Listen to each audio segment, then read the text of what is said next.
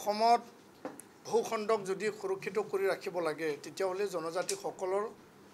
মাটি আৰু ভূমি জনজাতিসকলৰ চিনাকি পৰিচয় আমাৰ কলা সংস্কৃতি আমাৰ ভাষা আমাৰ অৰ্থনীতি আমাৰ শিক্ষা সকলো দিশ সামৰি পেলাই এটা সুৰক্ষিত ভৱিষ্যত চৰকাৰে সদায় যি চৰকাৰে নাহক কিয়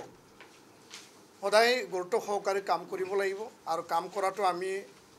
কামনা কৰোঁ আমি দাবী জনাওঁ আৰু এই সংক্ৰান্তত আজিৰ সভাই এইটোৱেই সিদ্ধান্ত লৈছে যে জনজাতিসকলৰ যিখিনি জনজাতি বেষ্টনী আৱেষ্টনী আছে ট্ৰাইবেল বেলেন্স ব্লক ইয়াৰ এটা পূৰ্ণাংগ মেপ আমাৰ আদিত্য খাখলাৰী ডাঙৰীয়াই ক'লে চিচিটোৱাৰ আমাৰ মুখ্য সমন্বয়কে 48টা ট্ৰাইবেল বেলেন্স ব্লকৰ অসমত য'ত য'ত আছে Balipara tribal balance block Dimoria হওক ৰাণী হওক বা মুৰখং চেলেক ট্ৰাইবেল বেলেন্স ব্লক বা য'তে নাথাকক কিয় সকলো ট্ৰাইবেল বেলেন্স ব্লকক এটা পূৰ্ণাংগ মেপ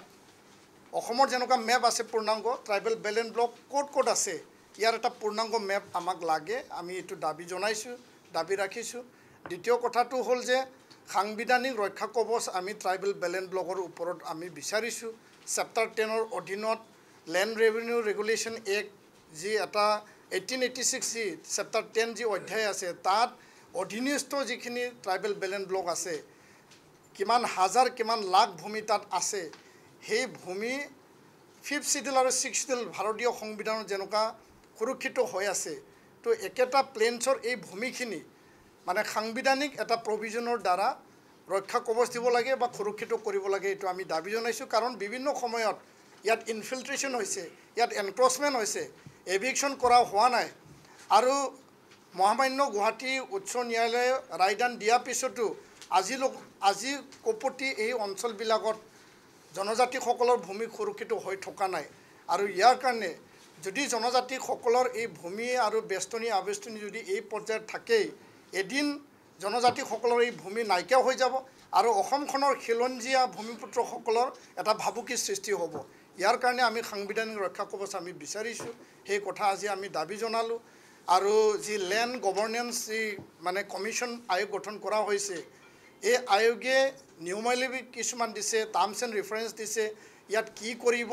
আচলতে কি কৰিবলৈ গৈ আছে কাৰণ হৰিশংকৰ ব্ৰহ্ম কমিটি গঠন কৰা হৈছিল সেই কমিটিৰ যিখিনি প্ৰতিবেদন সেই প্ৰতিবেদন আজিলৈকে মানে ভালকৈ ইয়াত ইমপ্লিমেণ্টেশ্যন নহ'ল আৰু বিভিন্ন সময়ত মাটি বা ভূমিক লৈ চৰকাৰে নতুন নিয়ম আনি আছে বসুন্ধৰা 1, 2 এতিয়া 3 আনিবলৈ গৈ আছে এই বসুন্ধৰাৰ অধীনত ভূমিপুত্ৰসকলে জনজাতিসকলে যিখিনি তেওঁলোকে অধিকাৰ পাব লাগিছিল 50 বিঘা 35 বিঘা যিখিনি অধিকাৰ সেই অধিকাৰৰ কথাও তাত মানে বাস্তৱত যিবিলাক মানে মানুহবিলাকক মাটিৰ যিবিলাক মানে প্ৰমাণপত্ৰ দিয়া হ'ল 50 বিঘা ঠাইত 1 বিঘা 35 বিঘা ঠাইত মানে আধা কঠা মাটি তেওঁলোকে প্ৰমাণপত্ৰ দিয়া এইবিলাক কাম বহুতো ৰেভিনিউ চাৰ্কলত এইবিলাক হৈছে আৰু চৰকাৰে সেইবিলাক তেওঁলোকে জানে না নাজানে আমি এইটো উত্থাপন কৰিছোঁ চেপ্টাৰ 10টো অধিক ক্ষমতা সম্পন্ন কৰিব লাগে অধিক অধিকাৰ তাত প্ৰদান কৰিব লাগে যাহাতে মানে জনজাতিসকলৰ এই ভূমি যিহেতু জনজাতিসকলৰ আত্মা আৰু সেইটো সুৰক্ষিত হৈ থকা মানে অসম সুৰক্ষিত হৈ থকা ইয়াৰ ওপৰত যদি মানে যোনটো এনক্ৰ'চ এতিয়া চলিল সেই এনক্ৰ'চটো এতিয়াও বাধা হোৱা নাই ইয়াৰ ওপৰত বিভিন্ন সময়ত বিভিন্ন নীতি পলিচি আহে চৰকাৰে মন গ'লে নীতি পলিচি সলাই নিয়ম আছে কিন্তু ডিচি পৰ্যায়ত চাৰ্কল অফিচাৰ পৰ্যায়ত লাট মণ্ডল পৰ্যায়ত কিনা বেচা পৰ্যায়ত এলটমেণ্ট ছেটেলমেণ্ট ট্ৰান্সফাৰ পৰ্যায়ত বহুতো তাত ক্ষয় ক্ষতি কৰা হৈছে বহুতো তাক আঘাত হানা হৈছে যিবিলাক কৰিব নোৱাৰে কিছুমান পুঁজিপুতি গোটাই দিছে যিবিলাক কৰিব নোৱাৰে কিছুমানক এইটো জবৰদস্তিকৈ গোটাই দিছে আৰু বিনা কাগজ থকাৰ কাৰণে যোনটো কৈছে যে মানে কেডাষ্ট্ৰেল লেণ্ড আছে নন ছাৰ্ভে লেণ্ড আছে ডকুমেণ্ট নথি নোহোৱাৰ কাৰণে বহুতে সেই ভূমি জনজাতিৰ অধিকাৰ বা দখলত আছে যদিও তাক কাঢ়ি লৈছে কিবা ইণ্ডাষ্ট্ৰী বহাইছে কিবা প্ৰজেক্ট আনিছে আৰু তাত কোনো ক্ষতিপূৰণ পোৱা নাই তাৰ অধিকাৰৰ